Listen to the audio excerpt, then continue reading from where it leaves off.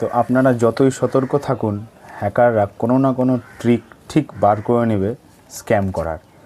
তো আপনি যদি বলেন যে স্যার আমি কোনো এপিকে ফাইল ডাউনলোড করিনি বা কোনো লিঙ্কে ক্লিক করিনি, তো ঠিকই আছে, আপনি ক্লিক করেনি, কিন্তু আপনার ফোনে অটোমেটিক্যালি ডাউনলোড হয়ে যাচ্ছে কোথা থেকে সেটা চলুন আপনাদেরকে দেখিয়ে দিচ্ছি।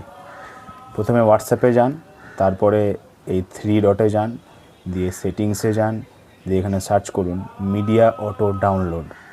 দেখুন এই নিচে এসে এইখানে গিয়ে অফ করে দিন বন্ধুরা, ব্যাস আপনার কাজ শেষ।